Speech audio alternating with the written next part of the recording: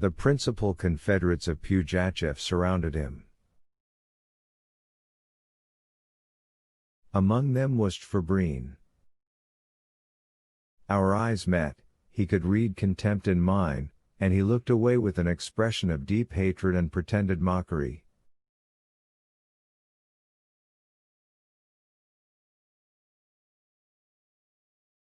Seeing me in the crowd, Pugachev beckoned to me and called me up to him. "Listen," said he, "start this very minute for Orenburg. You will tell the governor and all the generals from me that they may expect me in a week.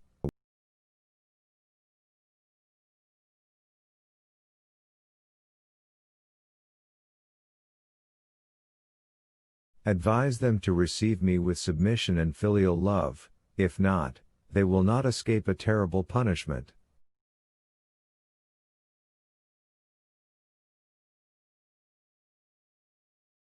A good journey, to your lordship."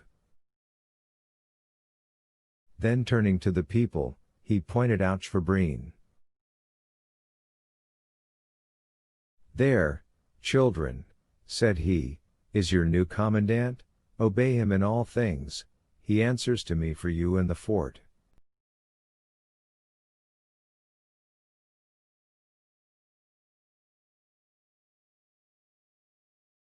I heard these words with affright.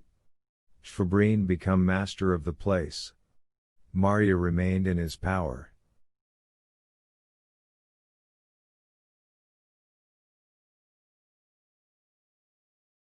Good God! What would become of her? Pugachev came down the steps, his horse was brought round, he sprang quickly into the saddle, without waiting for the help of the Cossacks prepared to aid him.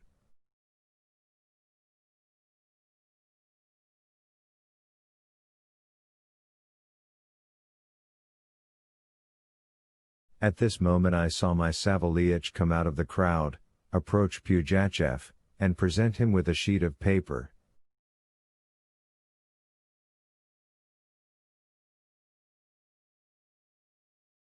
I could not think what it all meant. "What is it?" asked Pugachev, with dignity.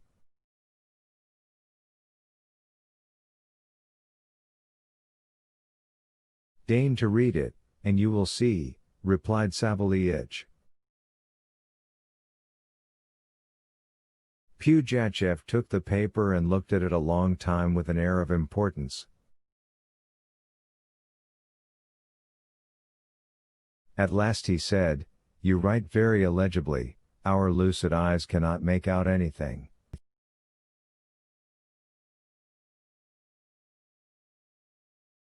"Where is our chief secretary?" A youth in a corporal's uniform ran up to Pugachev. "Read it aloud," the usurper said to him, handing him the paper. I was extremely curious to know on what account my retainer had thought of writing to Pugachev.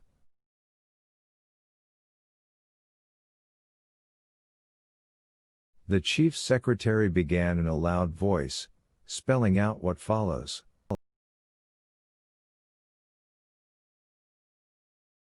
"2 dressing gowns, 1 cotton, the other striped silk, 6 rubles.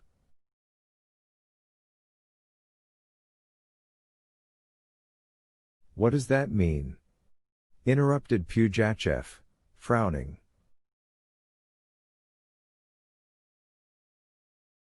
"Tell him to read further," rejoined Savaliyich, quite unmoved.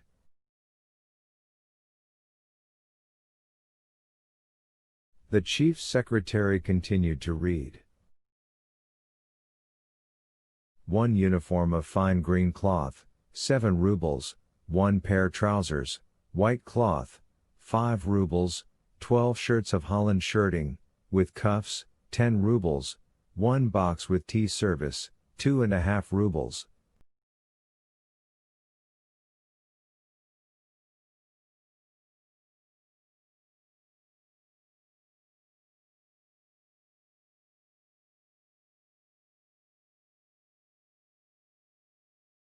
What is all this nonsense?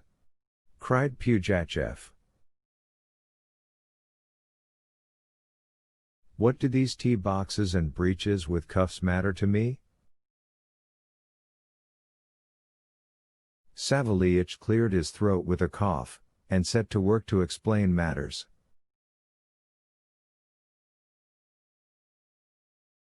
Let my father condescend to understand that that is the bill of my master's goods which have been taken away by the rascals.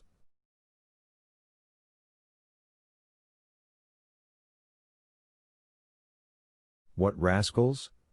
Quoth Pugachev, in a fierce and terrible manner.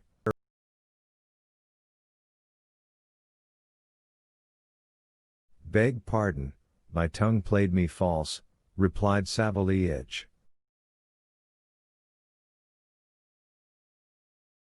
Rascals? No, they are not rascals, but still your fellows have well harried and well robbed, you must agree.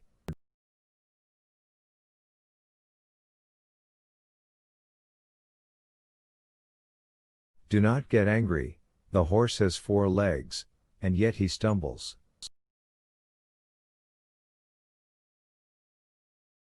Bid him read to the end. Well, let us see, read on, said Pugachev. The secretary continued. 1 chintz rug, another of wadded silk, 4 rubles, 1 pelissa fox skin lined with red ratine, 40 rubles, and lastly, a small hareskin touloup, which was left in the hands of your lordship in the wayside house on the steppe, 15 rubles.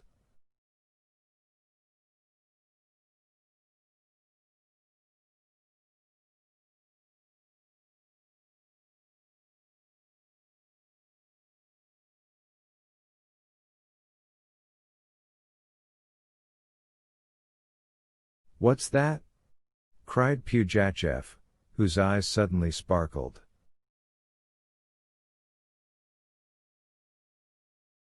I confess I was in fear for my poor follower. He was about to embark on new explanations when Pugachev interrupted him. How dare you bother me with such nonsense? Cried he, snatching the paper out of the hands of the secretary and throwing it in Savéliitch's face. Foolish old man, you have been despoiled. Well, what does it signify?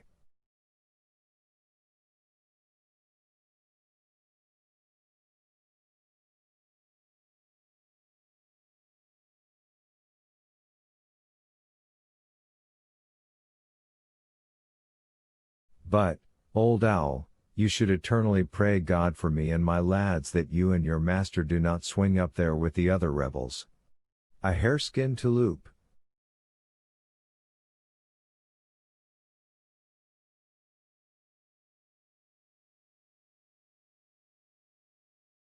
Hark ye, I'll have you flayed alive that touloups may be made of your skin.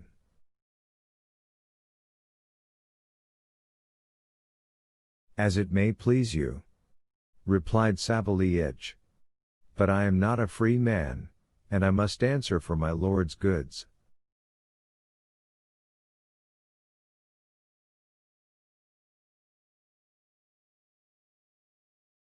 Pugachev was apparently in a fit of high-mindedness. He turned aside his head, and went off without another word. Shvabrin and the chiefs followed him. All the band left the fort in order. The people escorted it. I remained alone in the square with Savéliitch. My follower held in his hand the memorandum, and was contemplating it with an air of deep regret.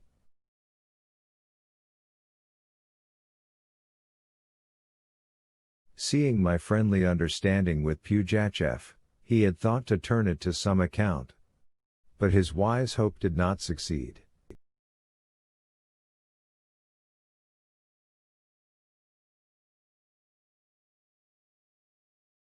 I was going to scold him sharply for his misplaced zeal, and I could not help laughing.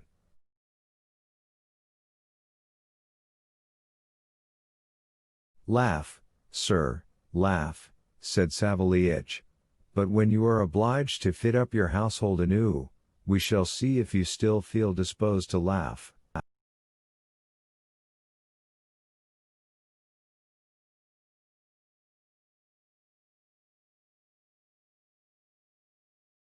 I ran to the Pope's house to see Marya Ivanovna. The Pope's wife came to meet me with a sad piece of news.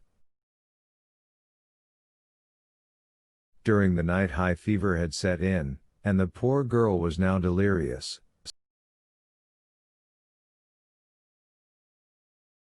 Akulina Pamfilovna brought me to her room.